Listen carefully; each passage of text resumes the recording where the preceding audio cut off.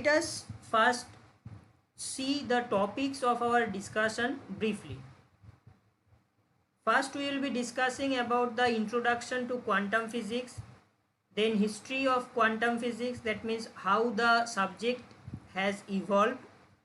Next, comparison between classical and quantum physics, particle and wave nature, principle of complementarity, correspondence principle, de Broglie hypothesis, Heisenberg uncertainty principle, concept of photoelectric effect. These are the main topics of our discussion.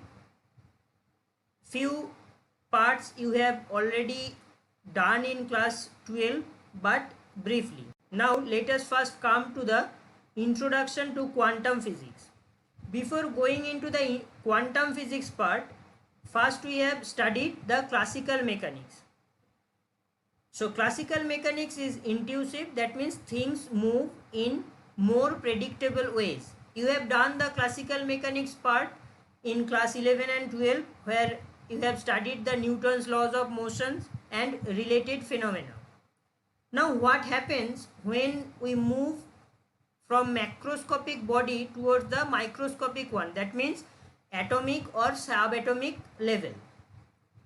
Here comes the role of quantum mechanics. It provides the theoretical framework which makes it possible to describe with reasonably good accuracy the behavior of radiation and matter at microscopic, that means atomic and subatomic levels. Here the concept of radiation as well as matter both comes in quantum mechanics. We will be discussing in the subsequent classes. Now, to have a brief overview about the difference between classical and quantum physics, let us consider the simple example.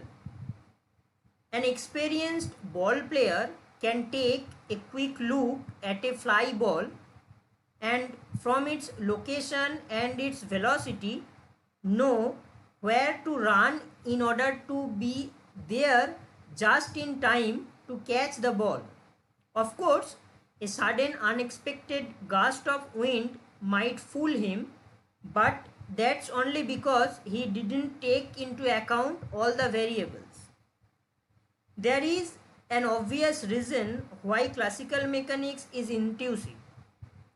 Humans and animals before them have been using it many times every day for survival, but no one ever used quantum mechanics before the 20th century. Quantum mechanics describes things so small that they are completely beyond the range of human senses. So it stands to reason that we did not evolve an intuition for the quantum world. The only way we can comprehend it is by rewiring our intuitions with abstract mathematics. Fortunately, for some odd reasons, we did evolve the capacity for such rewiring. Ordinarily, we learn classical mechanics first before even attempting quantum mechanics, right? You have done in class 11 and 12 all the parts, basically the classical one, then few parts in the modern physics part in class 12. But quantum physics is much more fundamental than classical physics.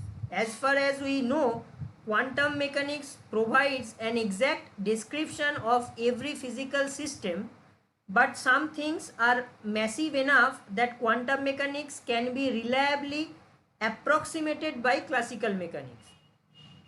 That's all that classical mechanics is, an approximation.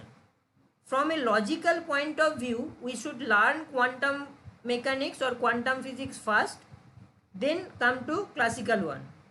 By the way, quantum mechanics is technically much easier than classical mechanics. So quantum mechanics can be appreciated to some degree on a purely qualitative level, but mathematics is what brings its beauty into sharp focus. Now we go to the history of quantum mechanics, that means how the subject has evolved. So here is the main important works based on the quantum theory. Towards the end of the 19th century, physicists had started believing that almost all the fundamental laws of nature have been discovered, and as such the main task of physics is just over. Various branches of physics were unified in a general theoretical framework now called the classical physics, and it was felt that all known or to be discovered physical phenomena can be explained in this particular framework.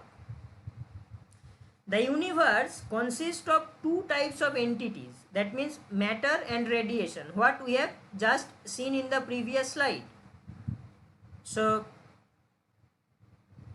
matter is made up of localized particles. The classical mechanics, formulated by Newton and further developed by Lagrange, Hamiltonian and many other scientists, successfully explained the motion of material particles subject to various types of forces or constraint. Maxwell developed the electromagnetic theory in 1855, which combined electricity, magnetism and optics in a single framework. He showed that all radiations, including light, are electromagnetic waves. The existence of such waves was confirmed experimentally by Hertz in 1887. All waves shown interference, diffraction phenomena which are well understood theoretically, and you have these particular topics in your class 12 part. During the end of the 19th century and the beginning of the 20th, physicists turned their attention to the study of microscopic structures of matter, the nature of electromagnetic radiation and the interaction of radiation with the matter. In these studies, a number of experimental results were obtained which could not be explained on the basis of classical physics. These puzzling result created a crisis in the theoretical physics. Quantum theory had its origin in the attempts made to explain these results. Radically new concepts were required which were completely incompatible with the classical one. These new concepts are the particle nature of radiation, the wave nature of matter, and the quantization of the physical quantities. The originator of the quantum idea was Max Planck.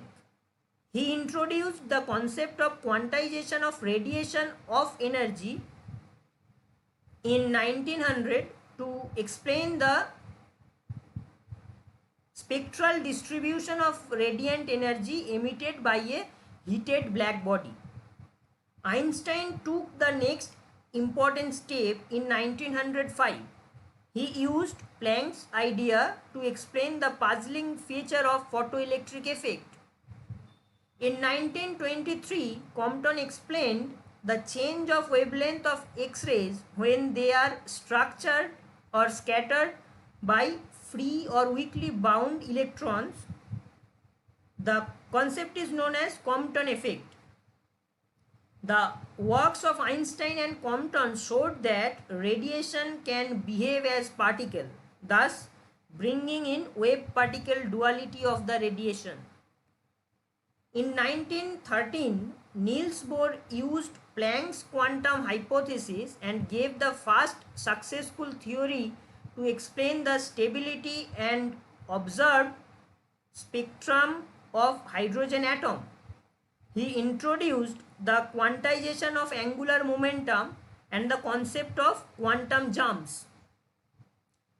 The next major step was taken by de Broglie in 1923. He suggested that, like radiation, matter also has dual nature. That is, there is a wave associated with every material particle. The wave nature of electrons was verified by Davison and Jarmer and independently by G.P. Thomson in 1927. In 1926, Schrödinger discovered the equation of matter waves and thus formulated the wave mechanics, which is one form of quantum mechanics. Simultaneously, another version called matrix mechanics was developed in 1925 by Heisenberg, Born and Jordan. It was later shown that the two versions are equivalent. Wave mechanics is easier to understand. Therefore, the first course in quantum mechanics always starts with this particular version. The wave-particle duality of matter led to a very important principle called the uncertainty principle. You have heard the name, right? It was discovered by Heisenberg in 1927. Much mystery and controversy surrounded this principle from the beginning. However, it is considered to be the fundamental principle of nature and is important for a complete understanding of the microscopic world. In order to reconcile the quantum theory with the classical physics, Bohr formulated the correspondence principle in 1923. This principle serves as guide in the development of quantum theory. It requires that the result of quantum theory must become identical with those of classical physics if the dimension of the system under our consideration tend to approach the dimension of the classical system. So you can understand how the particular subject has evolved from the beginning.